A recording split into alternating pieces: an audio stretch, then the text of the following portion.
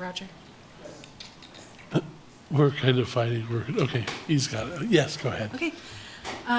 Good evening and welcome to the January Parks and Recreation Advisory Board meeting. We will go ahead and call the meeting to order. I'll hand it to Roger. Thank you. Good evening, everyone. We want to remind the people on the Zoom meeting that this meeting is being recorded and broadcast on the city's YouTube channel and cable channel 25. Please remember to mute yourself during the meeting when you are not speaking. The chat function for this meeting is disabled. All chats will go directly to, I think, Kurt or myself. Unless you're participating during the meeting, please turn off your video. This allows the active meeting participants to be seen on screen. You'll still be able to hear the meeting. When you're participating, please turn your video on. If you have any trouble, you can send a chat. The city reserves the right to mute people or turn individual videos off to minimize distractions during the meeting. I'll turn it back over. Did you say they should send a chat or check? Chat, a chat. But if they want to send a check, they can send a check and we can make it to Raise more money. Okay, thank you, Roger. Our first agenda item is to approve minutes. Is there any discussion about the minutes from last month? I move we approve. I second. All right, all in favor? Aye. All right, meeting minutes are adopted. We'll now move to public comment.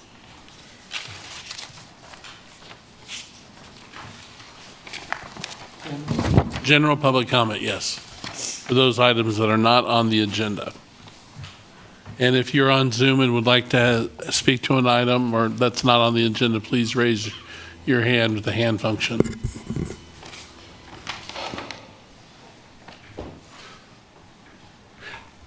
And during this time period, while he's writing down his name, thank you. Lisa, on that, thank you for noticing that. That's some kind of internal default thing and it didn't trigger it right, so we did get it fixed.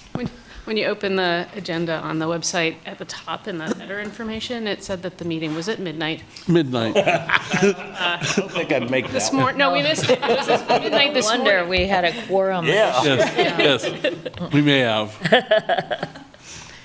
Just overly attentive. Good evening. Sorry. My name is Michael Allman. I'm with the Brook Creek Neighborhood Association. We're seeking some guidance on a couple of items tonight. In 2021, Derek Rogers and the Brook Creek neighborhood reached an agreement for trails in the Brook Creek woods, along with signs for the trail users. For instance, like at the Lawrence Nature Park. Nothing has happened in the last 5 years, so we're applying for community development grant funds to pay for the signs. We'd like some guidance on the design, the fabrication, and the installation of those signs from the Parks and Recreation, maybe I should say Parks and Forestry Department in this case, but either way. Secondly, on the other item, there's a monumental, possibly 200, 300-year-old bur oak tree at 12th Street and Brook Street in Brook Creek neighborhood. It's on the edge of the Brook Creek woods, right on the east edge, but it's on private property. The back side of this bur oak tree is shaded by the trees in the Brook Creek woods, and it's suffering as a result. And also someone, we don't know who, has been cutting branches off the lower part of that 200 or 300-year-old tree. So this magnificent tree needs some protection and some care. So we're applying for the community development block grant funds again to buy that tree. But our association is just an association. We can't own property. We were wondering if the Parks and Forestry Department would be interested in ownership of that tree if we would get funding. So those are our two questions. Can we get some guidance, design, support, fabrication and installation by Parks and Rec on those signs on the trail? And should we pursue this grant so the city would own that bur oak tree? Those are our two questions. Anybody wants to comment or maybe we'll get. No, this is just public comment. We've taken down the notes and we'll get back with you in Great. one way or another. Thank you very much. Thank you, Michael. I should mention that there's a January 31st deadline for the grant application, so, Okay. thanks.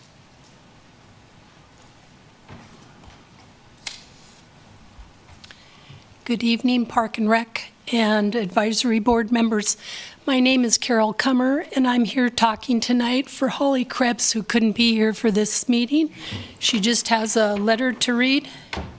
The Coalition of Collaborative Governments supports community projects that are responsive to our residents' desires. The farmers market is a beloved local. No, we have that during the agenda item. Oh, It'll be the first topic after Oh. that. And she did, I'll just let you know, she did submit the written document to us. okay, she too. just wanted me to speak. Okay, So but yeah, you'll speak need later? to wait until the agenda item has Okay. been presented. I'm Sorry. Yeah, this is just general public comment for those things that are not on the agenda. Thank you. Yep, thank you. Is there anybody online? It does not look like anybody's online. No additional public comment. We'll move on in the agenda. Our first agenda item is to welcome a new board member. Welcome. Thank you. Traditionally, we go around and tell a little bit about each other, like what our position is and our time on the board. And I don't know if you want to get us started with Okay. telling us a little bit about yourself. Yep. My name is Larry Chance. I'm a commercial loan officer at Emprise Bank, and like a lot of the banks locally, we were encouraged to participate in local community activities, and this seemed like an opportunity to do that. I was with Alvamar for over 27 years, helping manage the golf course there, as well as the Dubstred Golf Course in Kansas City. So have some golf course experience and management experience. So just hoping to bring some of that to bear with the board. And how long have you lived in Lawrence, too? I moved here in 1967. You have a wealth of knowledge. Yeah, that was a lot smaller back then. Great, we're thrilled to have you on the board. Thanks. Thank you for joining. Does anybody else want to get started? I can just go around. I'm Ruth DeWitt. I work for Explore Lawrence, and I've been in Lawrence 20 years and just finished my first year on this board. My name is Lisa Hallberg. I work for the University of Kansas. I'm a software engineer. I've lived in Lawrence since 1996, so I'm coming up on 30 years. Yeah, I've been on this board for just a little over 1 year, and prior to that, I was on a bicycle advisory committee for the city. My name is Lee Ice. I'm a lifelong resident of Lawrence. I've been here a long time. Currently retired. I've been on the board now, I think, going on 3 years. I'm Vicki Colley-Akers. I'm a shared staff person with Lawrence Douglas County Public Health and the University of Kansas Medical Center, and where I'm faculty. I grew up in Lawrence and returned, oh gosh, now 17 years ago when our oldest was 1 year old, so glad to be here. Lindsay Hart, Interim Director. We met last week. Good to see you. Roger, liaison. Yeah. John. And John. Nalbandian, yeah. Former faculty member at KU and been involved in a lot of city-county affairs. Welcome to the board. Thanks. Do I need to do public comment on that? Okay. Unless, well, yeah, well, it is an item. You can ask for public comment, but Any public comment on welcoming our new member? seeing none now. All right, hearing none, we'll move ahead with our presentation from the Lawrence Farmers Market.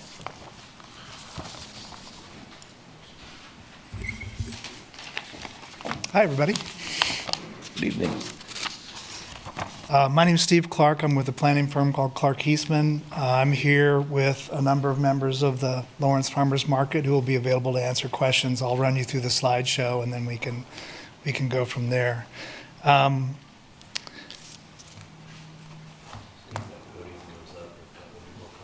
Oh, thanks.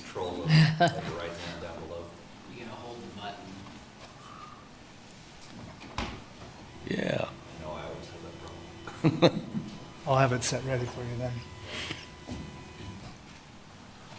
Let's see. So this is in scrolling mode, so it's a little, Oh, you can use your arrow keys and go right and left. got it. Maybe, I hope so. Hey, it worked. Oh, yay. Thanks to the voice behind the. Okay.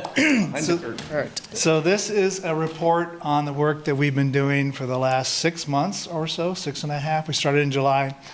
And this is to bring you up to date with what we've been up to for those who haven't seen all the public announcements and so forth. The basic purpose of the feasibility study, funded partially by the city and also by the county and with a grant, was to run a community engagement process to find out if there was a really great location for a permanent site for the Lawrence Farmers Market. Part of that included discovering consensus and arriving at a concept design, but the basic idea was really to find and recommend a permanent site location to the city commission. So that's what we've been up to. We did look at the goals and needs of the market. They are partially important here, just in terms of testing sites. And so if you've been to a farmer's market that has a shelter, you'll know that they need electricity, permanent shade and shelter, access to water, some pretty basic requirements there. But we sized those to make sure that as we looked at sites, we'd know whether or not they would fit mostly. So the process. We created a community engagement plan so that we could get broad engagement in talking about this site. We wanted it to be a diverse set of voices. We wanted to sort of foster community ownership and make sure that we had clear communication throughout the project. And if you've been to the Farmers Market website, it is quite robust in terms of describing the project and all of its history and goals and all those sorts of things. We did have over, I'll go forward here. We did have a set of phases that we went through. The first one was just simply to show up and to talk about who we wanted to talk to, schedule things, create a landing page, and so forth. The whole second phase was just listening and envisioning. So we were not coming to the workshops with any preconceived notions of what site should be selected. It was open-ended. At that point, we listened. We came back with some ideas on some of the sites. We then presented them in the concept development phase and revised them on the basis of comment that we were getting. So it did evolve over time. And now we're in the refinement and reporting stage. We had over 20 formal public engagement sessions advertised and open to the public. We table at the farmers market numerous times. We had the holidays farmers market. We had community town halls that were open, one virtual and one in person, and we have another one coming up. We talked to Downtown Lawrence Inc. as an example, Lawrence Chamber of Commerce, Lawrence Restaurant Association, the Old West Lawrence neighborhood twice, the East Lawrence neighborhood twice. We also were at Art in the Park, tabling and talking to people, and at the FidPic Festival in South Park as well. So we made the rounds and tried to gather as much as we could. We also had over 30 more meetings with stakeholders and potential partners that could be a part of the market, including the Art Guild and other folks like that. So, and you're the first public body that we're actually presenting to as a report on what we've done. So I want to make it a really important point that any community engagement process that you start over a period of months comes with it with a promise. The promise is that the people who are asking for your input arrive at the conversation without a preconceived answer, right? And the promise that you'll be open to following where those community conversations take you. And that's the promise of community engagement. So we listened, and I think there's a great opportunity that came out of all of that process. So you have an opportunity, the city has an opportunity to create a pavilion that is a park shelter. It's an opportunity to add an amenity to our park with multiple uses and with the central use focused on well-being of our community. That's creating an equitable space for safe community experiences with widespread benefit. And you're maximizing the investment of offering this public benefit every day of the week when it exists in a park. One that can support a variety of existing events, creates a new resource for event types, and those new event types have not been previously possible without this kind of shelter. So it's a community structure that has that creates a true public living room. It enhances a beloved downtown park that's already a multi-generational space, and enhances that use of it by providing the park shelter. It improves food access and health incomes because of the access to local food, and allows the market in particular to expand its seasonal offerings. And it strengthens Lawrence's identity as a creative and inclusive city. It also, of course, helps drive some spending in downtown Lawrence. Economically, it serves as a small business launch pad and helps attract grants and regional partnerships. So it does all these things for you. It's also an opportunity to achieve stated city goals. And so one of the city goals in the Lawrence plan for downtown was finding a permanent location for the Lawrence Farmers Market. It also is an opportunity to fulfill the goals of the Parks, Recreation, and Culture Comprehensive Master Plan. Your plan says to embed the arts and culture into parks and recreation, to provide opportunities to incorporate a downtown event space, to develop even down to more cooking classes for residents, which this food event could do. And it recognizes the value of Lawrence Farmers Market in particular that is listed in there, saying that we really value what the market brings to the city and to the Parks and Recreation Plan. Those benefits are also called out as being public good with a return. It's the words in your plan that talks about how this project could represent a public good that yields significant returns for the city as drivers of quality of life and magnets for tourism and economic activity. And you also use the phrase double duty, which is really part of the spirit of this whole idea, that the project leverages the existing draw of the community space and creates new and engaging experiences for park goers. So, here's what we've been up to. When we first started a number of years ago, we had some downtown options. Those options are illustrated in this plan here. And through the process, in the community process, many people said, well, have you thought about this site? And have you thought about that site? And that's how this map got populated. We said, sure, we'll think about those. The colors represent many of the locations that fell off the map for a variety of reasons. Take Constant Park, for example. That one, its access across 6th Street is not the most pedestrian friendly or safe. It also would rely on parking to be mostly entirely in the neighborhood. And that was one of our criteria, was whether or not the parking could be partially public served and neighborhood served. The blue one represents private land. Private land has a lot of challenges to it that we were wanting to avoid if possible. The yellow sites became the ones that were the most talked about, and this is when our community engagement took a turn. The 9th Vermont site has been offered, and the city told us late in the game that it was they were in the final negotiations for that site to be developed to improve the tax base and so forth. So probably a better use for that site than what we were thinking for the farmers market. The existing site is on there only because it's one that people ask about a lot, and basically this development would not fit there, so they couldn't do some things that they would want to do. And then as the conversation with the community continued, and we really pressed on the multi-use abilities of a shelter, people said, well, if we're going to have graduation parties and we're going to have neighborhood celebrations and neighborhood meetings, and we're going to use this place for more things than just a farmer's market, then would you rather do that in a park, or would you rather do that in a shelter in a parking lot? And it became pretty clear that everybody was very inspired by the idea of a park shelter that then could be used very occasionally by the farmers market during the growing season throughout the year.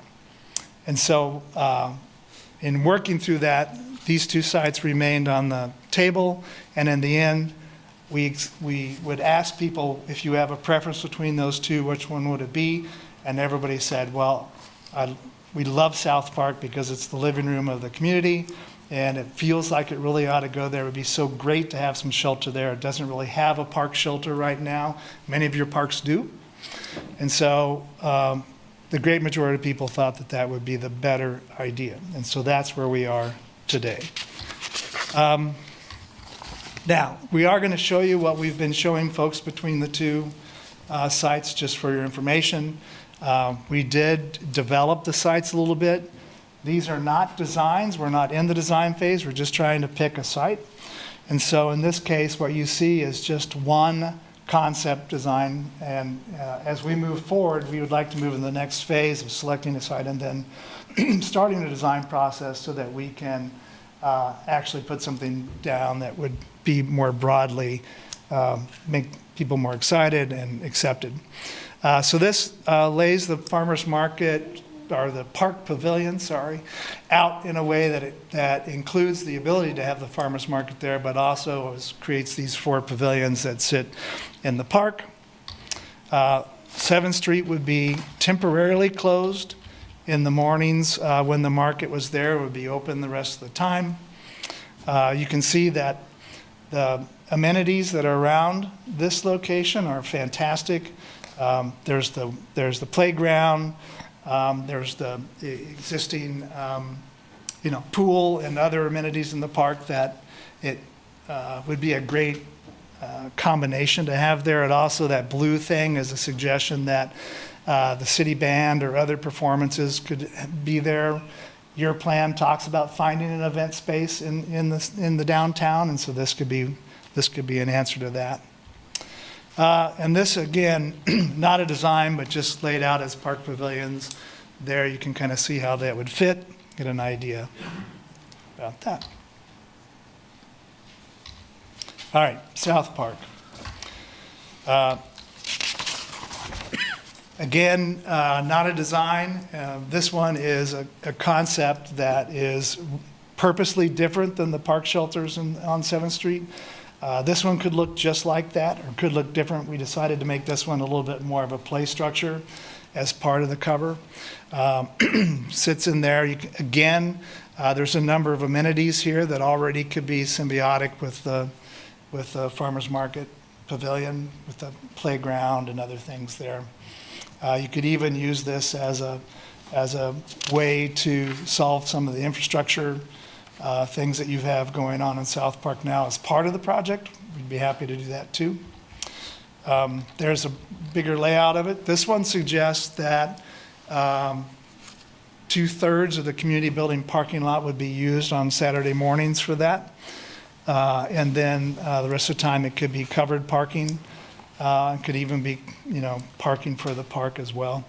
But in general, it sits in this corner.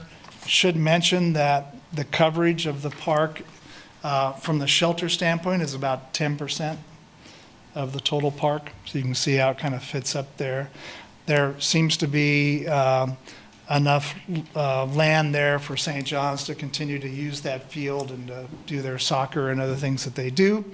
And that gridded area is the potential for a performance area. You can imagine the city band or somebody else giving a performance there and having the lawn chairs and all the people sitting out on the grounds there. Now, we did do some other options. There are some really nice mature trees at both ends of this pavilion that we've drawn, both on the top left-hand corner and the bottom right-hand corner. So to miss those mature trees, this idea simply just pulls the shelter around a little bit to accommodate that. It also gives a nice presentation to the park by having those trees on the corner there. So we looked at that. And then the other one here just simply looks at not taking some of the parking in the community building parking lot and expanding into the park if that was an option. That would be possible. There are a number of people that have also been excited about the relationship of the Park Pavilion to the community building and the potential for the project itself as the shelter could also be a catalyst for rethinking the community building and putting additional uses to that as well. These are some drawings that just give you a sense of how it kind of fits in the corner there. Again, not really designed, just some concept drawings.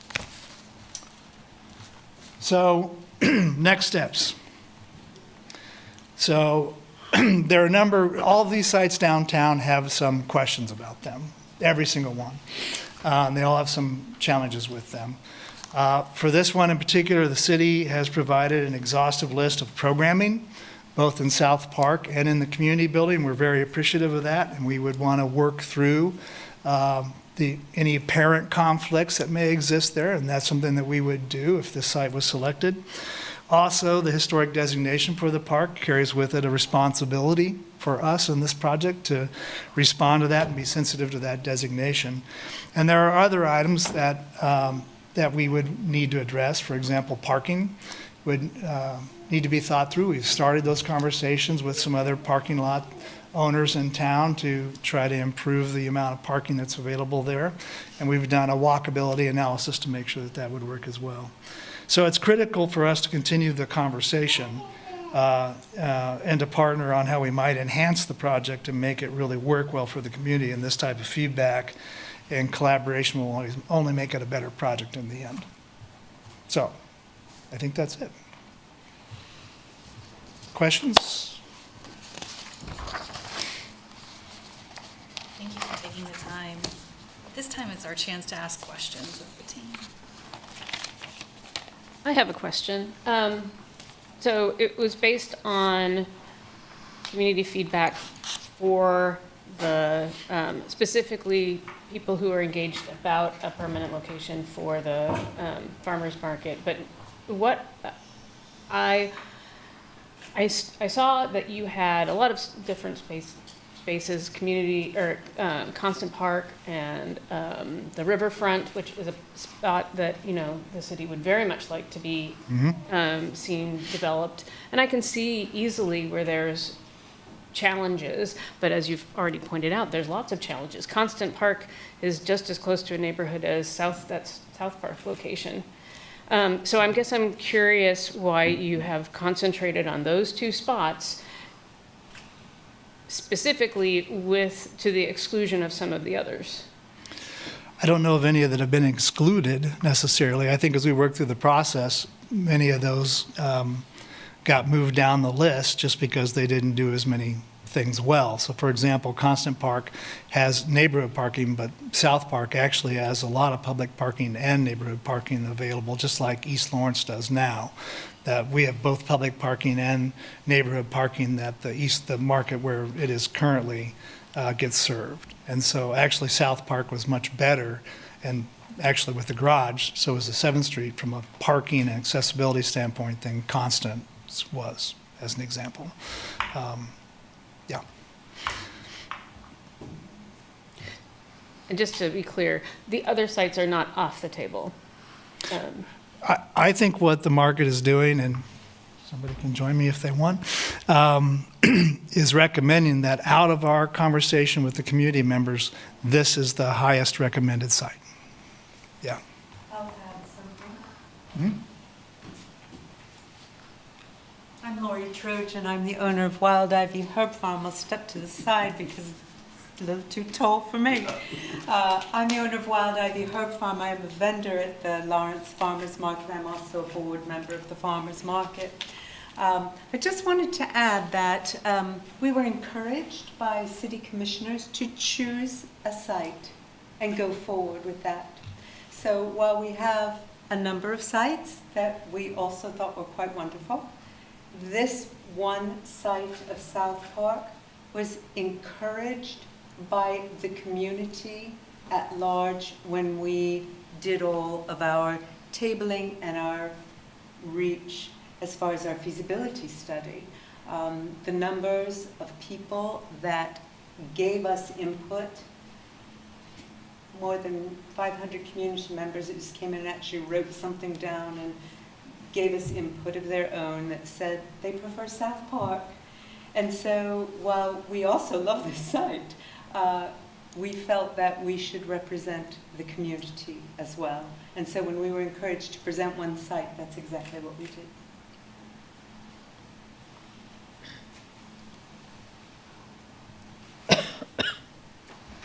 One of the public comments that we received acknowledged that the downtown district includes some things on the other side of the river. I didn't see that in any of your plans. Could you speak to that? And they also had other public spaces like the depot area that has parking included there. And I wondered if you could talk about that. Yes, very good question. I should have clarified that. It is the market's goal to be located in the downtown as they define it. And that is a historic location for the market. It used to be called the Downtown Lawrence Farmers Market, right? And so that and the fact that the foot traffic advantages to retailers, restaurants, service providers, all the people that exist in downtown Lawrence is an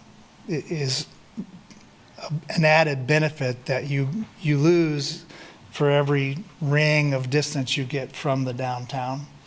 And so I think the boundaries that you're seeing are the preference and what's seen as the best area for the market to be in. Certainly it could be other places, right? So I think it's really more the preference of the market that says it'd be better. Yeah. I had a question. Steve, you mentioned a couple of things I just wanted a little bit to tease out just a little bit. Working with the Parks and Rec Department on the programming at the community building, does that mean, I know that like Saturday mornings, certainly during basketball season, is a big high traffic time at the community building. So I was wondering what you meant by working around some of the programming. And then you also mentioned, I think you said rethinking some of the community building. So what were some thoughts and ideas about the community building itself? So I think, and maybe Mark can address this, your questions also, but I think my take on the potential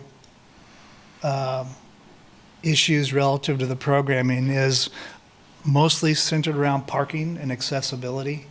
I think most people are concerned about the parking relative to trying to get to those classes. I mean, many of them are dance classes and fitness classes that are occurring on Saturday mornings. So I think there's a valid concern about the parking. I think that's mostly what people are concerned about there. Relative to the community building, many of the commissioners and other folks that we talk to all know that there's been a lot of conversation about what to do with the community building and talking about its future as if it may change. And so in that case, there's always great potential if a farmer's market can have an internal set of functions as well. A demonstration kitchen or a commercial kitchen. Our city has a lack of available time in a commercial kitchen. The one at the county is booked 6 months into the year. And so there are some other ancillary topics that we could talk about that would be other beneficial functions that could go in there. That's of course only if the city thinks that there's room to do that without damage the current services that it provides, or if other things change relative to whether or not it's, open and fees and all those other fun discussions people have. But did that answer your question? Yeah, thank you. Okay.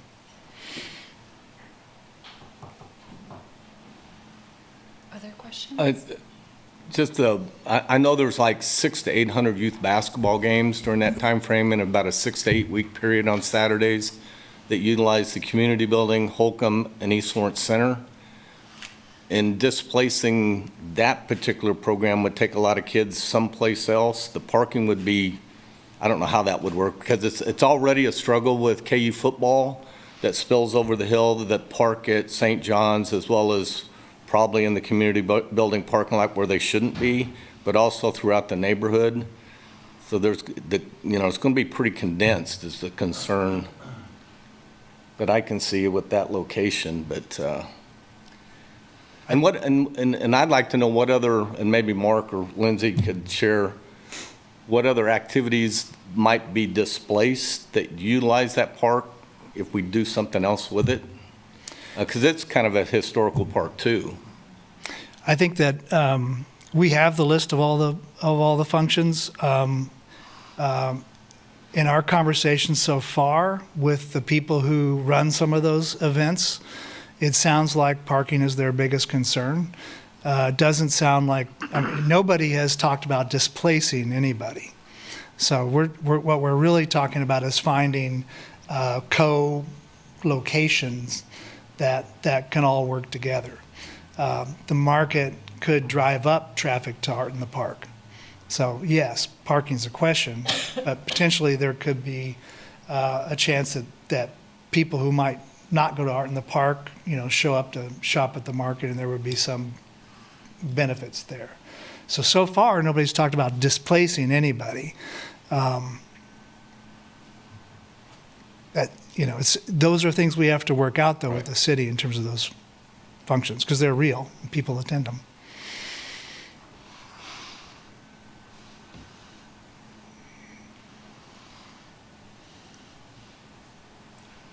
I've got another one. So these designs, no, they're not designs, concept, will most likely involve creating parking-related facilities, either modifying existing on-street or parking. So there's going to be the idea that there will be some sort of sheltered over space where it's still outdoor but covered, but there would also have to be some like curbs, or I guess what I'm really driving at is what is the scope of the design, or what are the scopes that you are trying to fit into these various spaces? Because, and the reason why, I absolutely understand how you got to 7th Street and South Park. Makes a lot of sense. But also it's hard not to think about underutilized available spaces and what could we, without having to take away from existing functional space, add and improve with other underutilized spaces. That's my thought process, and if it seems to me that there's going to have to be poured concrete somewhere, why not add, as opposed to, and if you can't put it in an existing parking lot, because those are already in very high demand. Everybody always wants more parking downtown. I'm not a big fan myself, but hey, maybe everybody could win that way.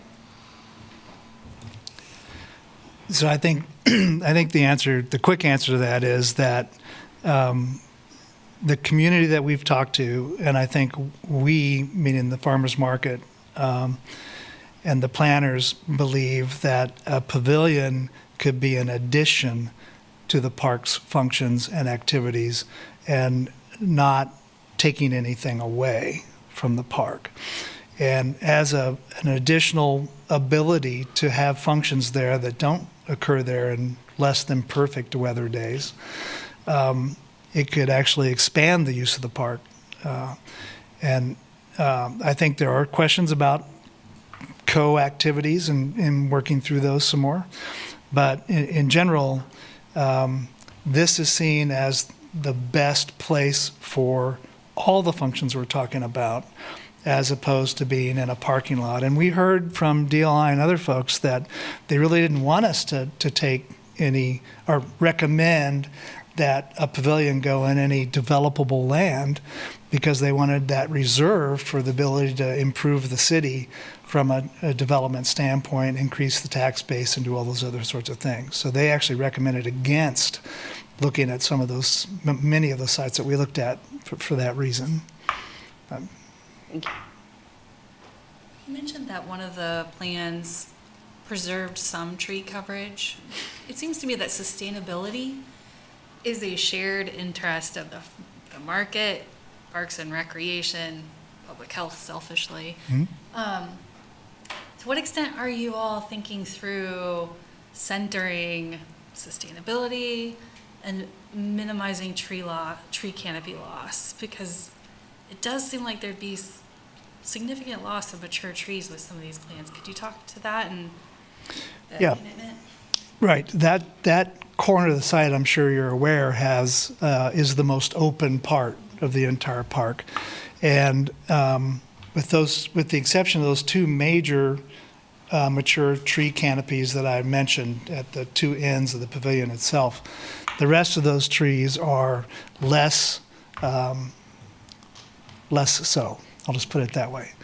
And so I think we would be doing everything that we could to have the pavilion coexist with existing vegetation, existing uses, all those things.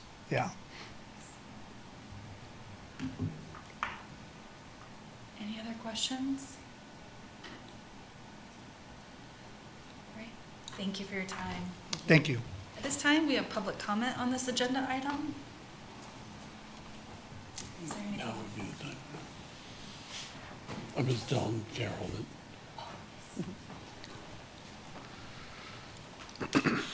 Hello, once again. Again, Holly Krebs couldn't be here tonight, and she asked me to read this letter for you. The Coalition of Collaborative Governance supports community projects that are responsive to the residents' desires. The farmers market is a beloved local institution, and their proposal is generated in collaboration with their vendors and the community. The market conducted multiple engagement opportunities that educated the community about options, gathered input, and made it accessible for people to provide feedback. These events were modeled for community engagement in the quality of their presentation, the substance of their discussions, and the facilitators' responsiveness. This project has received financial support from the Parks and Rec and Culture Department, and the previous City Commission expressed strong interest in it. When Holly participated in one of these engagement events, she learned that Watson Park was receiving the most community support for the permanent location. Importantly, the neighbors in the Old West Lawrence neighborhoods are excited about this possibility. When the whole community, as well as the hyper-local community, are excited about the location options, she believes our city government should consider that option, so she hopes she will genuinely consider all options presented. Again, the South Park location too. Holly understands the historical significance of these parks, and she believes the farmers market's proposal fulfills their historical civic functions as identified by Mike Wildgen and Palos. The park is a physical reminder of the city's founding intentions for public spaces. It hosts civic rituals and is the locus of everyday civic life rather than only historic rule or relic. The proposal would also serve much of more than the market, creating a true community living room with an open-air pavilion that becomes a shared civic asset. When the market isn't active, the pavilion becomes a park shelter, maximizing investments by offering public benefits every day of the week. Holly believes that a plan could be developed that would respect the historical significance of one of these parks, while also allowing the park to evolve in direct response to the community's input and to create a new space that reflects our current era. This allows our parks to be a living response to our current population and a tribute to our past. Regarding funding, Commissioner Courtney previously proposed a Parks Foundation that could raise money for the PRC's capital projects. When our coalition discussed a possible Parks Foundation, we saw the farmers market as a perfect project for that capital campaign. This could finance the project sooner than the city's budget might allow. Additionally, the PRC budget could benefit from revenues produced by renting this proposed facilities for market and other community events. Respectfully, Holly. Thank you.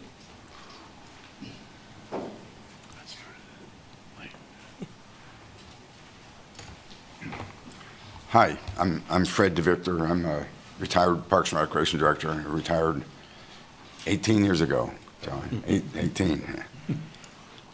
I know a farmer's market project is most important to the community, and a lot of things that need to be resolved and so forth. But I'm going to talk a little bit about the history, South Park and Central Park and Watson Park. South Park was on the original plat of the city of Lawrence and downtown, and Watson Park was sort of an open drainage area and a space with a creek down running through it and separated downtown from residents that lived in Old West Lawrence and that part of town. South Park has trees on all the sides except the northwest where this is proposed, and that for practical purposes would be eliminated here. From what I've renderings, I just wanted to make sure you know that the park would have overwhelming infringements of a critical open space in the downtown area. It would be lost to a great extent. And the question I would have is what responsibility we have to preserve and honor the history of our community. I jotted down a few places that I'm not sure that this is an extensive report, but some places that maybe haven't been talked about for a site like this. The school district recently closed some schools at the west end of Pinckney School. There's an open space right along 6th Street. I don't know if that's large enough or that's even been considered at all. Central Middle School, I'm not sure what kind of use it has, but east of there is the sports fields. I don't know if that's a possibility. These are on the fringes of downtown. However, they may be areas to look at. The existing parking lot where they are now is one, and a couple others that would be out of a little bit further out would be the fairgrounds, and I drive up by the Turnpike in North Lawrence, and the Tanger Mall has a huge space up there that that's privately owned of all the ones that I mentioned, but that's one that I don't know if it could be considered or not. But we just need to think about the importance of the history in the downtown area and of the park system in the downtown. Thanks.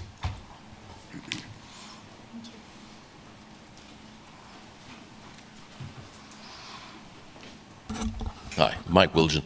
My only comment really is that I think this use is too intense for South Park and also for Watson Park for that matter.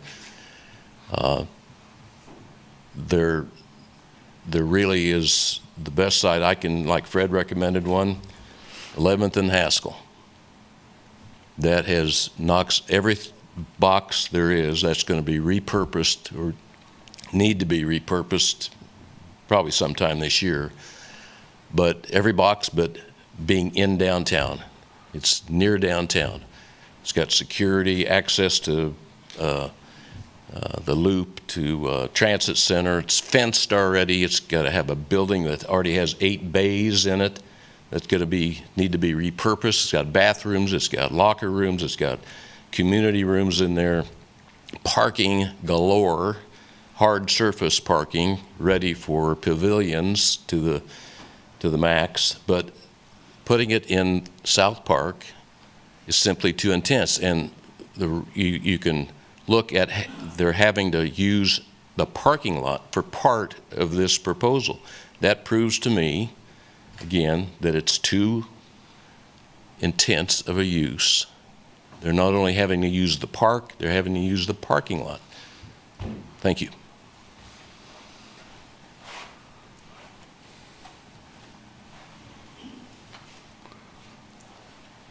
Any other public comment?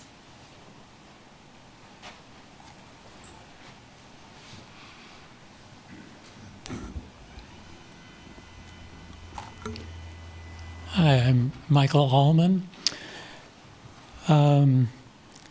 One thing I think I should point out that seems to have escaped people is that anywhere that this farmers market's going to be located is going to be adding parking to downtown. Every one of those stalls is going to have a companion parking space. And other than Saturday morning, that parking is available for general use, wherever it might be, I would think, seems to me.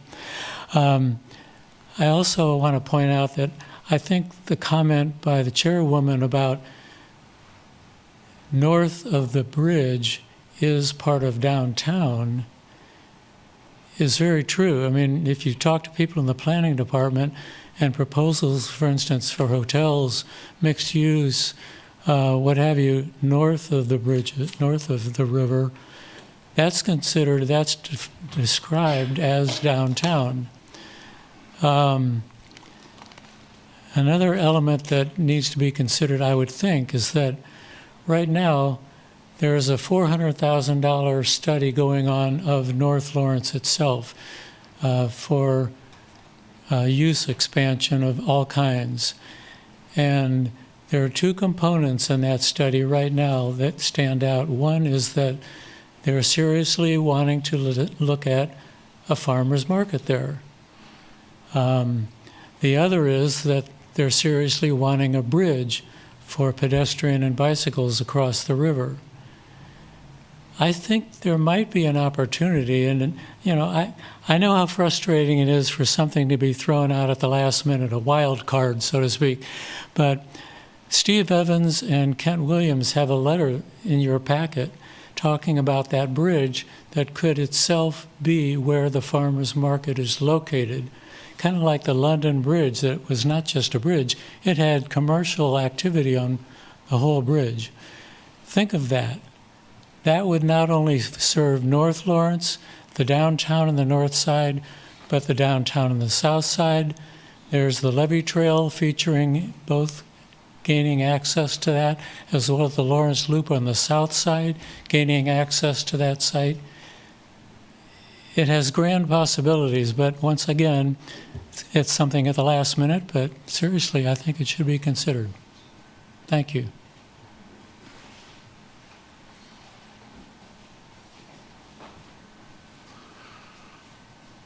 Seeing no additional public comment, we come back to the board. Well, we'll move to the, Oh, I'm sorry. just make sure you might ask if there's any public comment on there, from Zoom. Coming online. Any public comment from online? Hey, I tried to request a public comment. Can you add me? Yes, you, go ahead. Yes. Okay. Hi, my name is Sarah Salzman. I'm the board chair for the Lawrence Farmers Market, as well as a vendor. I run Wild Alive Ferments. And one thing that feels especially meaningful about South Park is its history. As reflected in the park's own signage, this land was originally used as a public area to grow crops and graze livestock. In that context, hosting a farmer's market here feels less like intruding. It feels less like introducing something new and more like continuing the park's original role as shared civic ground rooted in agriculture and community use. As my role of board chair, I'm regularly approached by community organizations like public dance groups, outdoor theater organizers, families, smaller cultural groups who are seeking an outdoor gathering space that can hold their work. Many are already trying to use South Park, but existing infrastructure such as the gazebo is too limited. I know there's been a lot of discussion about existing parking lots rather than building something new. From our perspective, a pavilion in South Park reflects a values-based choice, one that centers people and community life over car-oriented infrastructure and favors a shared, lasting civic resource over repeated temporary setups and parking environments. A permanent pavilion would support walking and biking, reduce barriers to participation, and create consistent attendance beyond just fair weather days. And that consistency really matters, not only for community connection, but for the farmers and vendors whose livelihoods depend on showing up week after week. A thoughtfully designed pavilion in South Park has the potential to serve as a true community commons, one that honors the park's history while meeting the needs of today. Thank you for your care and your stewardship of Lawrence's public space. Any additional online comment? It seems there's none. Thank you. Comes back to the board for additional discussion. Oh, this is John Nalbandian. I'll weigh in here. What I think is so difficult is that we've been asked to respond and comment so late in the process. And I find that very, very difficult. I mean, it's kind of like an either-or sort of thing, where we've heard some creative comments from, Wildgen and Fred, but those are sort of apparently we're beyond that, and that's very frustrating to me, and it's almost as if why are we even being asked to weigh in at this point? I'm very reluctant to do that. To add to John's comments a little bit, and I'm obviously new to this process, but I was surprised that the discussion and the study to find a permanent location had evolved into a pavilion. And I don't know that anybody's ever thought about what it's going to cost up front, what it's going to cost to maintain. It's a whole different ballgame. I mean, we're probably talking about $1 million structure based on those schematics. I don't know that anybody's, we've, obviously the train's left the station. Looks like we're there, but that's a significant thing for the city to take on. And does that imply that we're going to raise rates for the vendors to help pay for that?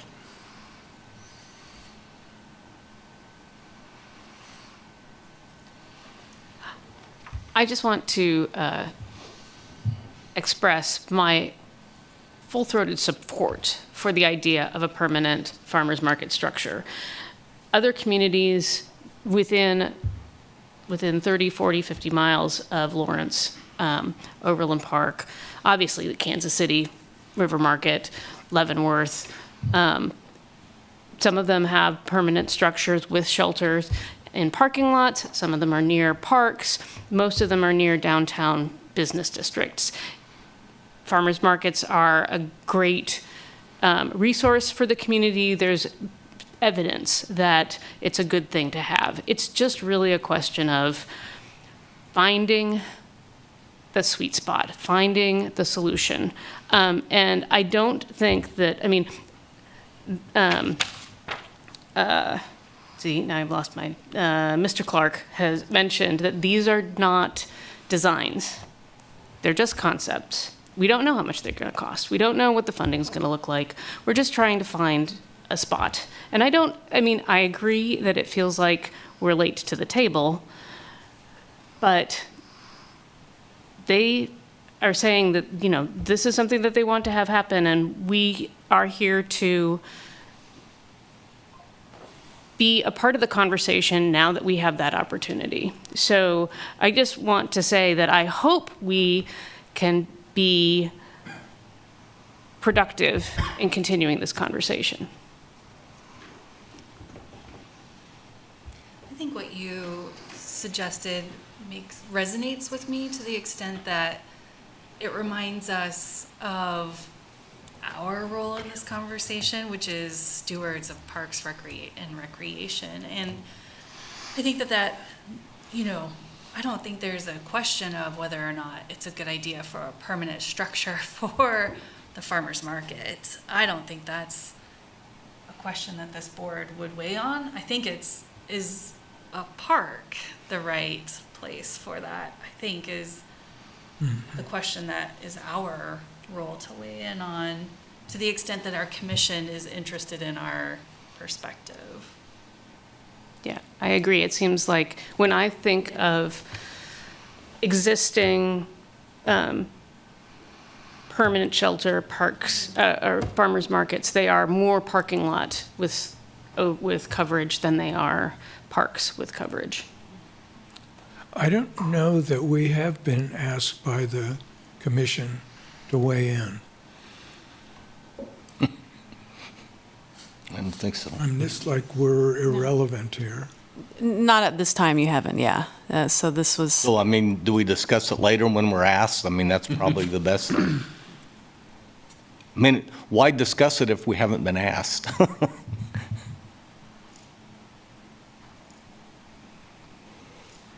Well, I'm just going to take the opportunity to say that I'm excited by these ideas and these presentations. Certainly when I go to other communities, a farmer's market is one of the first things that I look up. When I've been in World Cup meetings with surrounding communities, Lee's Summit was like, our farmer's market pavilion will be ready. Like they had an immediate event space ready to go. They knew where their community activations were going to be. On the event side of things, we are generally looking for downtown areas to have events, and I think this is a really good, obviously there are some things that need to be resolved in terms of schedules and traffic and things like that, but I think it's exciting. I was very glad to hear that it's only 10% of the park coverage and that corner. And I don't know what my role is, but I like these ideas. And anyway, and I definitely appreciated Ms. Salzman's comments about the original use being to grow crops. And I think that'd be really cool to take it back and hearken back into those original plans for it. Discussion?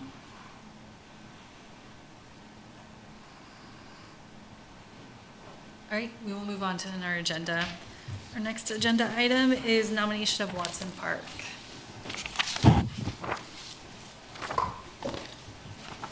Thank you. I briefed you a little bit back in December on this. Dean can't be here tonight. He's got a funeral to attend. But what we're simply asking is that the board consider a positive recommendation for our submittal of Central Park / Watson Park to the historic landmark listing. And that goes to the HRC. Lynn is here tonight if you had any specific questions about that. I think you've been provided what Dean and I put together as a draft, just shows you some of the history and some of that. HRC will get a letter from the Watson family before their meeting. They're in concurrence with this designation, and I'm here to answer any questions about what we submitted, but all we would like to do is your positive recommendation to the HRC at some point. They meet on the 19th of February, so if you decide that a letter or something like that would be appropriate, Lynn would need that before then. And just as an aside, I Googled one time, what's the oldest park in the state of Kansas? And Mr. Google said it was Riverfront Park in Leavenworth. So I have a meeting with Mr. Google after this meeting because we have two parks that in 1854, just like Leavenworth did, were part of the town site in 1854. So we might be able to argue that really Lawrence's parks were the first, but that's neither here nor there. But clearly isn't historic, both of them historic parks. One's already on the list. We just think it's time to have Watson/Central Park on that same list, at least the local list. So, thank you. Well, let me know if you get a hold of Mr. Google. If you do, please give me his number. He's outside waiting. So, Because it's kind of We're hard to gonna get go a to a hold bar. of Mr. Google. I'm buying him a drink. I actually had a question. I don't want to stand between you and the bar, but if this designation were already in place or had been in place in 1989, would we have been able to rename it for Mr. Watson? What is the future activity? City renamed it in 2000. He died in 89. In 2000. Spring. 1990. Had it been, He died in 89, and in 1990, the city named it after Mr. Watson. had it been a historic designated park by then, would that renaming have been allowed? Yes, she says yes. Okay, and like the pool, if it had been a historic park, would the pool have been allowed to be? I'm trying to see how much progress, I'm just trying to educate myself on the process, and I don't want us to undercut something that we don't know is lying ahead in the future. Hi, Lynn Braddock-Zollner, Historic Resources Administrator for the city. The thing to remember about a property being listed on the Lawrence Register or the Kansas or National Register is that it doesn't prohibit anything. It creates a process that mandates that the city look at the historic significance as they move forward with development. So the Historic Resources Commission, much like you, would make a recommendation, say for like the pool, if it had been listed when the pool was coming through. And the Historic Resources Commission would have said, okay, but here's how it impacts the history of this park and the listing. And then ultimately the City Commission would be the one to weigh the factors. Whether or not the history was more important or the swimming pool was more important, or is there a way to design it so they coexist and we have the best of both worlds. So it's listing is very rarely a prohibition for development. Okay, thank you. Can I interject here just a minute now?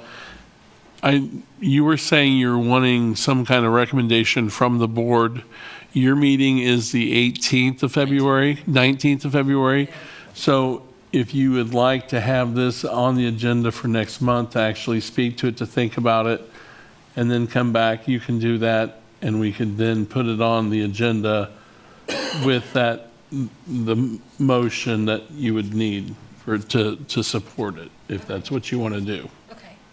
And then in the meantime, if you get home and you're like me, and you're like, I should ask her, send me an email. I'm on the website and I'll be happy to answer any questions. And I'll forward on her email to you folks, so you'll have that as well. I do have one more question. Why isn't it already, or like, has this been taken up before and not passed? Or why in, 2026 are we suddenly considering this? Well, it's kind of interesting because South Park was actually listed when we started concentrating on the downtown area and how to bring attention to the history of the downtown area. And as you know, historically and even now, kind of, Central Park was kind of like this dividing, downtowns to the east and residential's to the west. And so it just kind of got left out of the mix when we did the Old West Lawrence Historic District and then the Downtown District, and the bank had torn down the historic houses which were where the bank is now. And so it just kind of left this hanging out there by itself, and it is certainly worthy of being listed in the Lawrence Register. I can tell you why I got interested in it. 2 years ago, the transit center study occurred, two and a half years ago. And guess one of the sites were parks. And 7th Street and Tennessee Street. And now 2.5 years later, another entity wants to be located in the parks, one or the other. I don't think 7th Street's particularly valid because there's a storm sewer project you'd have to build over, and they just corrected they just passed a $2 million change order to get it out from underneath the pool that we built it over a couple years ago. But I just think it's time to recognize Watson Park as a historic entity, and that's why I got started. Thanks. Thank you. We do, in addition to South Park, Clinton Park on 6th Street is listed in the Lawrence Register. Hobbs Park in East Lawrence is also on the Lawrence Register. So Watson really is the outlier. Any other questions or discussion?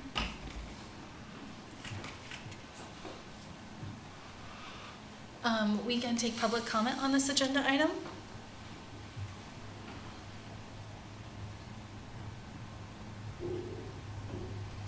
Is there any public comment online? Samuel, I know you had submitted. Did you want to speak? Yes, he does. Okay. I must speak. Yes, please go ahead. Oh, sorry. Am I on? Yeah. Yes, you're on. Oh, good. Thank you. Samuel Carter, 66046. I am, I think that the landmarking process, it sounds, I think a lot of it can come from a really good place, but I think some of the challenges associated in it are that when you designate something as a historical landmark, it creates a context area that really makes it more difficult for future generations to build the city that they envision. And so I don't think that's like the intended effect of landmarking, like a park, for instance. I think, we want to recognize the past uses and the importance of the place. And I really do think that comes from a good place. My recommendation would be to, instead of having this be a designated historical landmark, is to instead have a plaque that actually shares the history of Watson Park, so people can see it, but also so that future generations won't be affected negatively by the decisions of the past. I think that future generations really deserve the creative space to be able to build the city that they want. And this just creates more barriers and more distance and more difficulties, more hurdles. The Historic Resources Code is very complex. It is very hard. You basically need to, either have a lot of money or have a lot of money or really good connections, I guess, to do anything with it. So I would really emphasize caution in this matter. I respect the desire, but I think it may be harder to accomplish things as a community if we go down this route with how the rules are currently written. Thank you. Thank you, Samuel. Can I make one quick comment? As we already have said, South Park has been on since 2000. There's been all sorts of development around South Park. St. John's, public housing, the LEC, not the LEC anymore, but the Judicial Center. That's been occurring all these 20 years. There hadn't been any restrictions on that. It's happened and it's still ongoing. So this wouldn't be any different for Watson Park. All right, no additional public comment? No additional public comment online. Oh. Okay, we come back to the board for additional discussion, closing out this item. I liked the idea of having it on next month's meeting Okay. with an action item. Okay. Okay, let's do that. Okay. All right, thank you. We'll now move to the next agenda item, which is continued discussion of the unmistakable identity KPIs. We talked, I think this one is mine, maybe? We talked last meeting about the purpose of boards, and the revised purpose given city code is to really focus on key performance indicators and the strategic plan. And we raised the idea of whether or not we wanted to prioritize any for this year that we would pay attention to as a whole board, or set up a subcommittee, which we are able to do, Porter says, end quote, Porter says. We can set up a subcommittee, and I think at that last meeting I shared the idea of potentially setting up one that would examine the use of scholarships and identify strategies for increasing them, as well as examining the use of the qualified rate, and again, identifying strategies to increase that use of the qualified rate. That's kind of where we left the discussion. Other memories or other discussion points that I'm leaving out? No, that you encapsulated it pretty well, yeah. I don't know if this is the time to talk about at the last city commission meeting, not the last, but the December last city 16th. commission meeting. There was also a lot of discussion about this Parks Foundation. And some of the commissioners mentioned they felt like that would be the work of a board, or could be. Does any of that sound like something we should move forward? I guess, explain that. A park foundation, are we talking about fundraising? Yeah, yes. This board? Well, I think it was more the development of the foundation would be the work of this board, or a subcommittee of this board. I guess my next question would be then, who does it? Yeah, I mean, you would have to hire a fundraiser, I'm sure. I mean, I don't know that internally anybody's going to take on that work No, or have the yeah, ability to. I don't think so. I think it was to research the possibilities and to make recommendations about a path forward on developing a foundation. Yeah. Yeah, I think it makes sense if we can find some people out there that are willing to help fund what we, provide, then that makes sense, but it isn't going to come for free. I agree. I think that it's something that I would be, because, I need another thing. I'm willing to volunteer to work on that. Well, there is a Parks and Rec account at the Community Foundation, yes? We folks. And this would be different in what way? I think, again, that could be the work of the committee to step back and assess, is that sufficient? Or is it independent Parks Foundation? And it's probably where the money Correct. goes, but that, I don't think There's a that percentage Chip's that gonna gets go out and taken by fundraise the for us. foundation. I think this is the first step that we need to start researching. So that is, I think if the board wants to create a subcommittee to assist with that, then those are the questions that we're going to be answering, I think, through this process. And I believe we have to ask the commission. Correct, and set up. yes. think I will that's need to what we're draft something that Yeah. gets submitted on the agenda, and then they discuss it.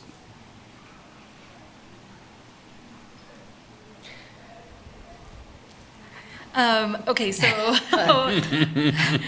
Well, it's Stop their her idea. before she It's their volunteers idea. again. No, I know. So let them take the initiative and the decide commission. what they want to, what they Yeah. want to do. Okay.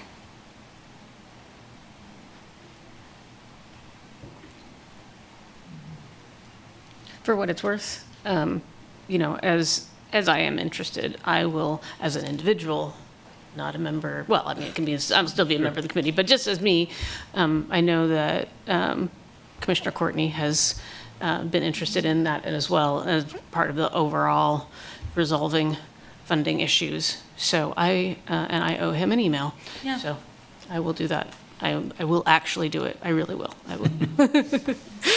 Thanks. Just want to make sure we're clear. Porter Arneo with Parks, Recreation, and Culture, and just for the record, it's not Porter's policy thing. But my understanding, so one, I just want to make sure you're talking about one committee to look into the use of scholarships and the development of a foundation of some sort. Okay. And then I think, John, you're saying to ask the city commission if they want to do that, or I'm trying to get the horse and cart in the right order here, and I'm not positive what that is, so I want to make sure I'm clear. Well, I mean, have they talked about it, or is it one commissioner, who has suggested it? So it seems to me that they have to come together and say, yeah, this is something that we kind of like to do. Let's have Parks and Rec Board explore it. That's one way. Right. I would actually say this is one place where you all can actually be proactive if you so choose. Correct. So I just want to make sure that's clear, that you are communicating to the commission I was right going to now. get there, but But just for clarity too, this is a place in the policy that if you want to create a committee as a board, you can ask the city commission if you can do that. So just want to make sure that that's clear. I do think, at the meeting, I felt like there was more than one commissioner that seemed interested in at least exploring.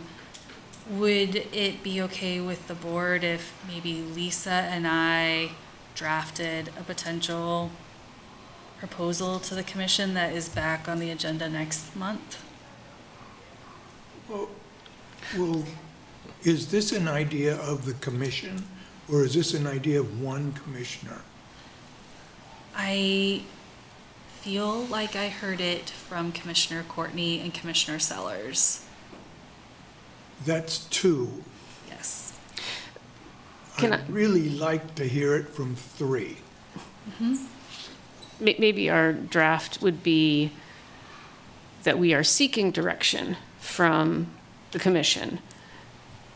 and Do they- suggest the item. Yeah. Potentially, you can do that as well. Yeah. So that if they have the stomach for it, So as liaison, I would suggest that you get a motion in that in whatever form you want to take with this, in terms of, exploring a subcommittee Okay. and what that would detail. And then if you want to come back the next month, because there's going to be several commission meetings between now and then where they may see this and talk through it themselves too and say, yes, go forward with that, or change it or tweak it. So what I would do is, my suggestion would be to basically ask that similar to what you two did last month, okay? And then next month, we put it on the agenda as an item where you can discuss it as a full board. And then either push it forward to the city commission at that point, as Porter has so eloquently said that we can do, or we may even have direction from the commission at the next board anyway, so we'll see. One commissioner does not direct. Correct. The boards and commissions. Correct. But the board does have some leeway If we think it's a good idea, that's a Correct. great suggestion, let's pursue it, that's a different story. Correct. And that's where you can put forward a motion to this board and see what kind of support there is to that idea. If that makes sense. Well, I would say before we push on with something like that, I'd like to know what other communities are doing. If other communities have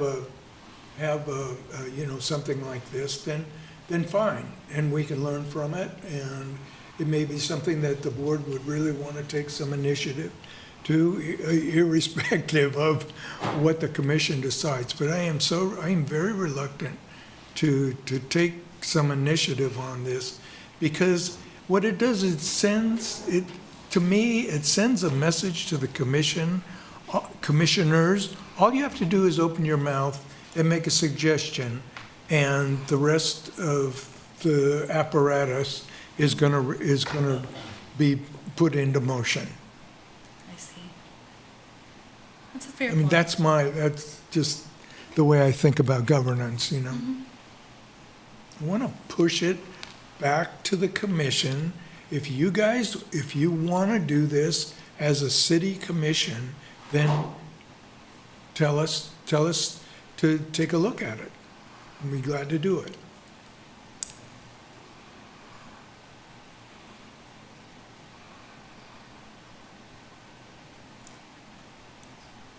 So how's that happen? I mean, What happened? have we been asked to do anything yet? I mean, that's the whole, The commission hasn't even said, this is what we want to do. So, I mean, if you all as staff, you say, man, we've been waiting to do this for years. This is such a great idea. They're doing it here, they're doing it there, they're doing it this place. It's finally, let's take advantage of this opening. That's a different story too. Is it in the master plan, though? I don't, Yes. So there's a lot of funding mechanisms that are listed in the master plan, and so we do have a lot of options on the table that were discussed at the commission meeting. We also indicated that we don't have staffing available to put in, dedicated time and resources for that at this time. So again, understanding that a foundation is typically a volunteer board. What's the role that the city takes versus a subcommittee, things like that. So we're looking into that. We're just scratching the surface of it right now. I can provide, I'm doing research, I'm meeting with other communities. I'm happy to share what I find with that. And so it's definitely on our radar. I just don't know how soon we can commit. I think it's, regardless in any situation, setting up a foundation takes up to a year to establish, to get approvals, paperwork, all that started. From there, then you begin the fundraising efforts. So this is definitely not a quick process. So I think it's definitely something we need to have on our radar. But again, we have not been given direction at this time. So as far as identifying our priorities, what we should be focusing on first, we're still waiting for maybe some direction on that. what's the major concern with the scholarship program that we have right now other than funding? We don't have any concerns with the scholarship program. Okay, so I primarily it's just how we going to sustain this, and how's that foundation different than the We Folks Scholarship Fund that we currently have? Correct. Foundations are typically funding CIP projects, big capital projects. Foundations, yeah. Correct, if we're talking about foundations. So again, there's a lot of different funding mechanisms that we can talk about, but our scholarship program currently is in existence. We don't have any concerns at this time with the way the scholarship program is running.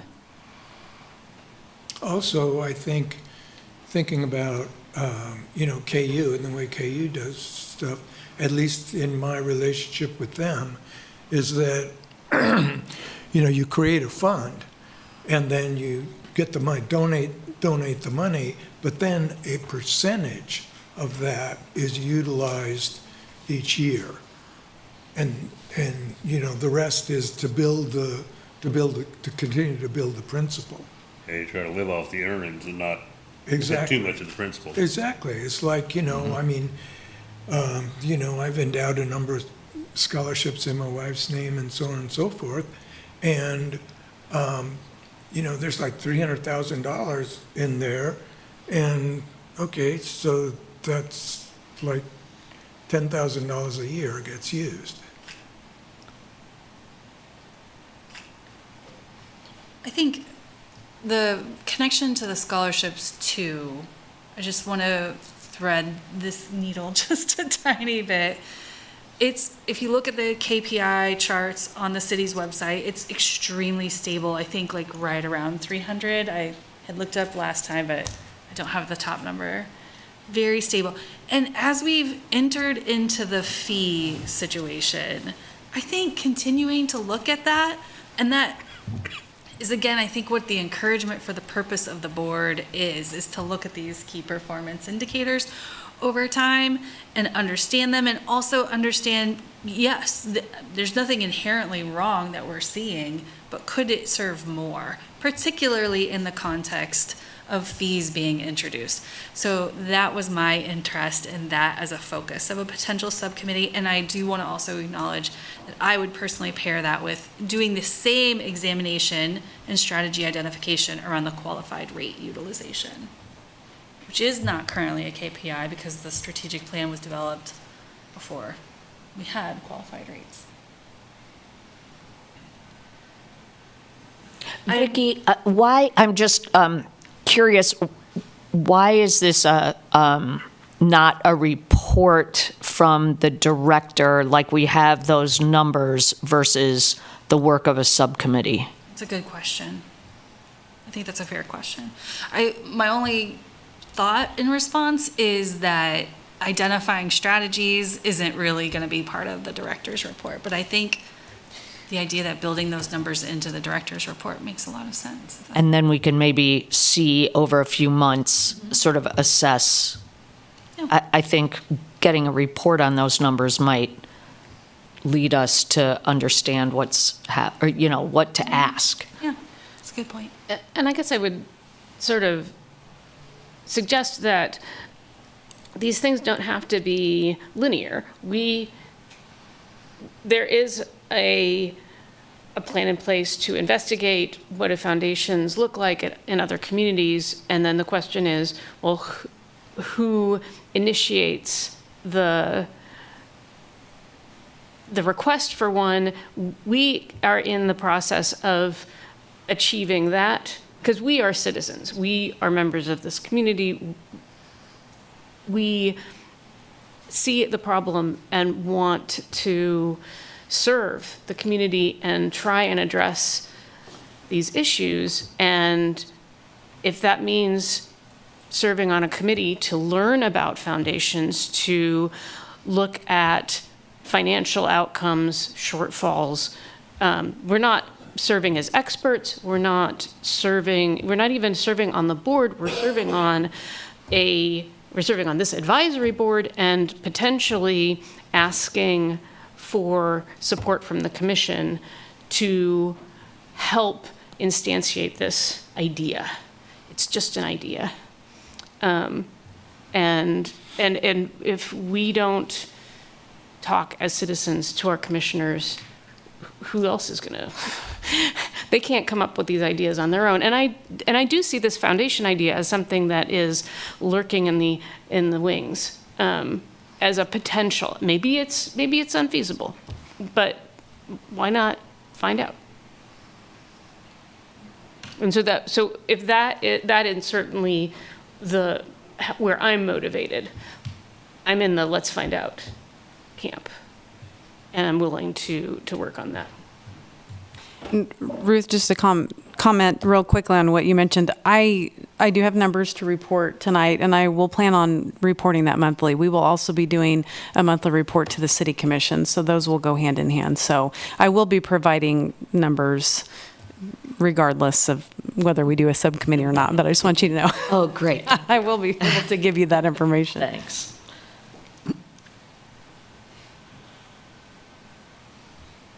Any other discussion on this? Okay, any public comment on this agenda item? Any online? I'm not seeing any. That hand was, if you saw that hand, that was this thing. Oh, okay. That's great. Well, I think It was me, and I don't have any questions. Thank you. I think unless somebody wants to make a motion, I think we could just add this to, or we can, if it surfaces again for the board items, we can consider it then. Does that sound reasonable? Cool. Okay. Board items. Moving down the agenda. John, do you have a report out about the North Lawrence corridor? No, continue to have the sort of the public engagement efforts going on, but it's still, as far as I know, it's still at that stage. Okay, thank you. And we just leave this on as you are on the committee. Okay. So you can say, no, there's no report or whatever. Okay. Thank you. Other items from board members?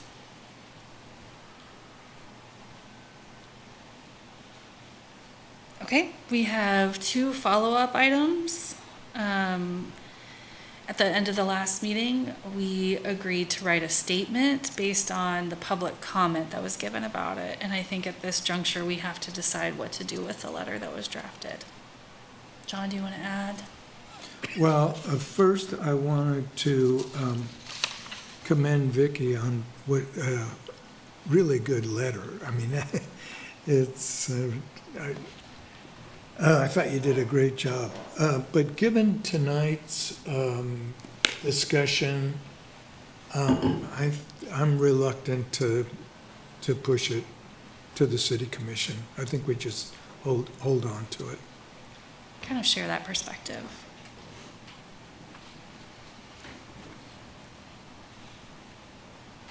Other thoughts? No, I'm glad that's the decision. I think I'm happy to hear that. Okay, anything else on this? All right, so we will not be moving that letter forward, just to clarify, make sure everybody's good. Next follow-up item, meeting frequency. Lindsay. Yeah, I mean, I'll throw it back to the board. It was just brought up, last month as a consideration if you wanted to discuss meeting less frequently. And I know you all were going to think about it. And I think, Roger, you shared the frequency of other boards. List of boards and when they meet and how often, so you have that. So, open for discussion. Well, looking at the list that you gave us, Roger, I mean, it's pretty standard that most of them are once a month. There's some of them that do twice a month. I don't think we want to go that route. I'm still good with the once a month. Yeah, given how full the plate was for this meeting, if we do this quarterly, I can't imagine how long these meetings would run. I agree with what's been said. Me too. Okay. Thank you, Lindsay. Good. All right, division reports. Parks, you can go first, Mark. You're first, yeah. It was Parks, Recreation, and Culture, just like the name. I used to vary it, but now I'm sticking with the name, so. See if I can get this to come up. Always ending with the best, right, Yeah. Porter? What? Oh, yeah. Best Gotta support first. my area. Yeah. Parks-wise, obviously, we're in the middle of winter, but we are doing some pretty significant projects. Sports Pavilion, the turf is on the ground. We haven't got it completely installed yet, but new turf is rolling, at least on site, let's put it that way. So we expect that to happen next week or two. If everything goes well, we should be open before the end of the month, so that's exciting.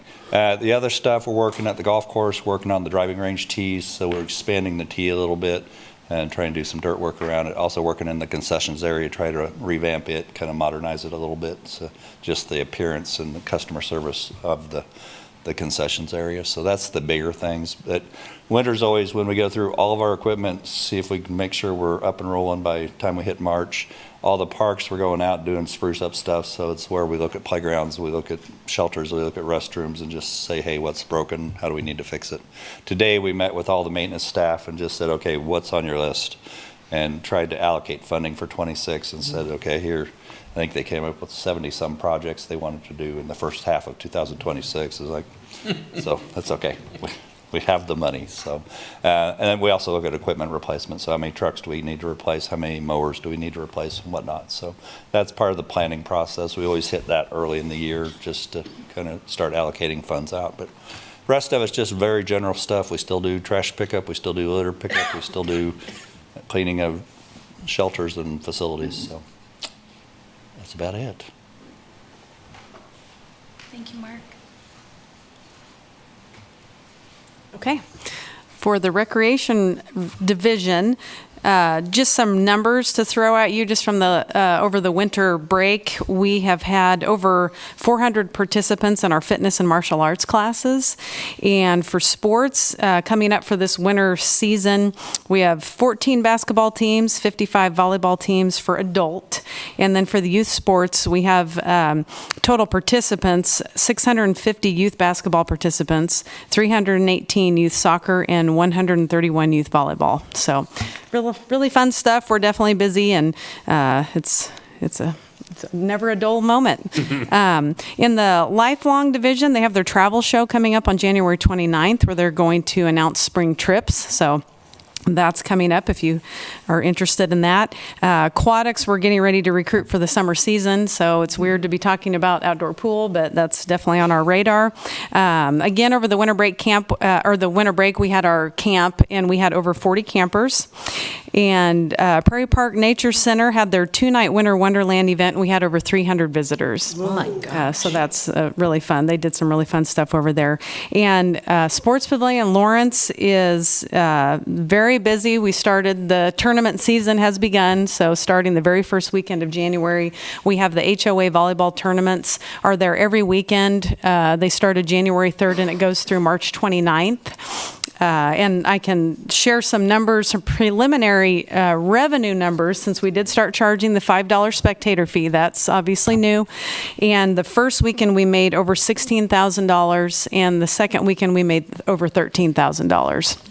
So again, that will be continuing through the end of March and throughout the rest of the year with all of our tournaments. But overall, that went very smooth, as well as can be expected. I know, John, you mentioned just the new logistics of entering that facility. I think many of you have seen, we put in a new desk. We have some, things are, and we're kind of playing it as we go. We're going to tweak some things. We're seeing how it works, and we're making adjustments once we, it all looks good on paper, and then once you get through your first weekend, you have to make changes and do what works best. But overall, our staff have handled it great. I think everybody has done a great job, and it really went really well. And then just to explain, there are certain tournaments that charge their own entry fee, and but HOA is an example of a tournament that did not charge their own entry fee. So for those tournaments, our staff will handle the gate.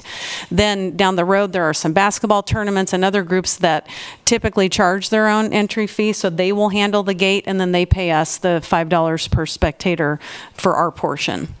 And so for now, we're able to work out the kinks of how we're going to manage it when it's our own staff handling the gate. So it was a great chance to kick things off and see how that's going to work, but it's working great so far. And those numbers were on entry fees, Those were not the tournament? It was just the $5 spectator fee. Yeah, great. That's correct.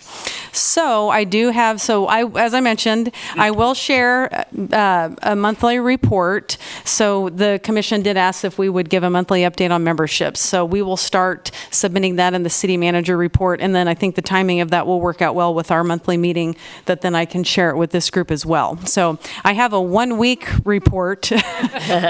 So we've been charging memberships for 1 week as of today. And honestly, it looks great. It was real exciting to see the numbers that came through today.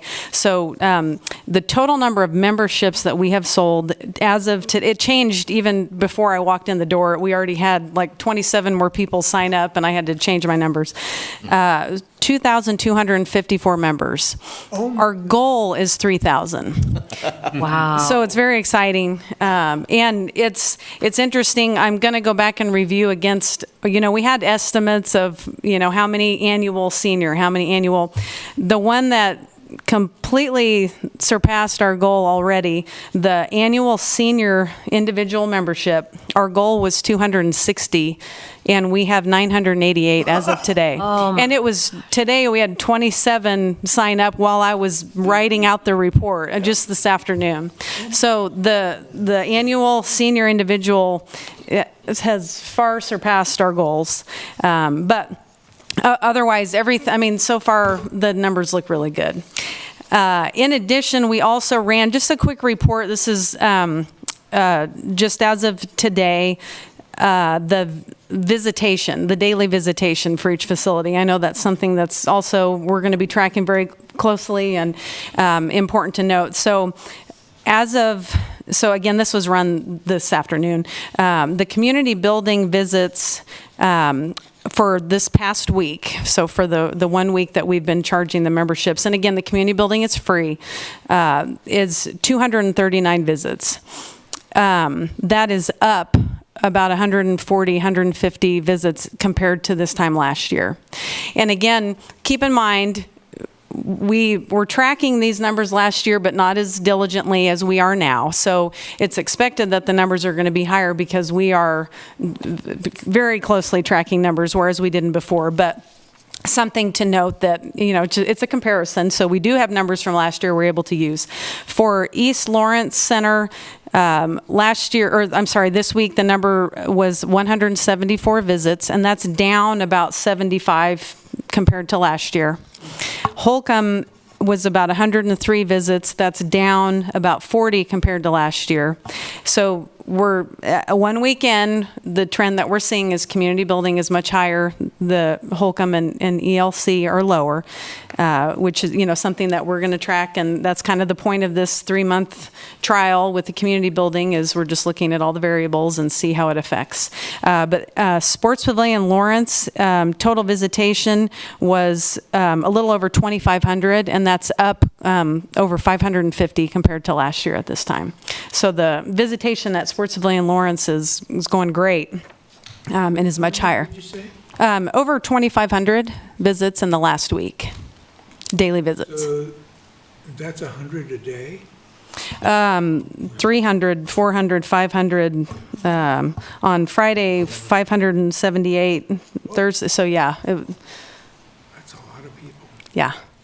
So again, those are just some quick numbers, some quick comparisons compared to last year. But again, I will plan on presenting this information each month. And if there's anything in particular that anyone's interested in, please let me know. Lindsay, are these numbers including like class participation? Or No, these are just scans coming in to work out and use facility. Now, we do collect all of that information with our UI3 data, and we report that annually. And so I can try to work those numbers in if you're interested in it. It's just a different report, but we do run those, and that's the data that you see on our UI3. It'll include these daily visitation numbers plus unique program participants, basically counting for who's in the building, during these times. Lindsay, I'm curious, the number of seniors who had the annual, that really kind of blew me away. Is there, I don't want to do a lot of extra work, but I would be very curious about what % of annual memberships are seniors? I can figure that out for you. I can do that. I think, that my goodness. I mean, if it's 20%, it's like, whoa. Well, so far. Yep, I can look that up. Mhm. Is it possible to also add in the number of qualified rate members? Yes, I was just thinking that, and I apologize. I don't have that on my list today, but I believe as of last week, we had over 150. And so I was just realizing that that's not on my list, but I will include that as well. Yeah. Yep. Okay. Anything else? Porter's up. So just for anybody who's interested in arts projects in the Community Arts Grant Program is open now. That's for any sorts of arts projects that people are working on in the community. We also have a mini grant program, which is specifically an equipment, $500 equipment grant for artists that are sort of mid-stage career, that if they bought that thing, a computer, a camera, a violin, whatever, that would take them to the next level. It's incredible how popular that is. I mean, it's amazing. When I used to work in granting, it was, people think of large grants. It's like $500 can make a big difference. So I'm very excited about that. Also, with our resident expert, Ruth, on World Cup, Are you running World Cup now? I'm just excited that our Unmistakable public art exhibition, Ruth proposed with Marlowe, was adapted specifically for World Cup this year. We have 6 great proposals, and so I'm working with those artists right now to get them under agreement, and they will have these cool, specifically football-related art projects for next year. And the last thing I want to do is just call out kudos to Roger and to my team, which is Emma Wagemaker and Abby Bush-Wilder. Tremendous amount of work last year, re-evaluating and developing our artisan fairs and really getting the sort of guidebook together that just took it to a whole nother level. And that's going to launch this year in early February, so that we'll start seeing people apply for the 4 artisan fairs that we have throughout the year. So good stuff happening. Awesome. Boy, it sounds like you guys are doing great. You know, It's exciting. I wanted to highlight not having to deal with a bunch of problems. the new La Yarda signage on the loop up by the Amtrak station. Really, really beautiful. Yeah. Porter, you actually installed it yourself. I helped install those physically. Physically, yes. And it was hard to believe. I believe you can buy those prints. Yes. Yeah, at the art center, so. Great, thanks for the update. And I apologize. I thought I had director on there. So in the future, I'm going to move recreation down to the last one and slash Okay. director report so that she can handle both of them at the same time, which she did this evening. Sorry about that. It's okay. Okay.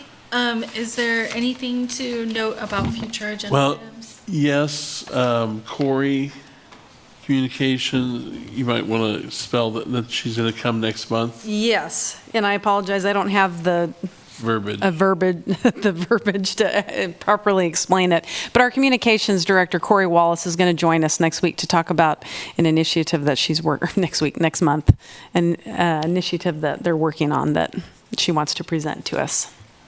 And kind of have a lead role in helping, yeah. Cool.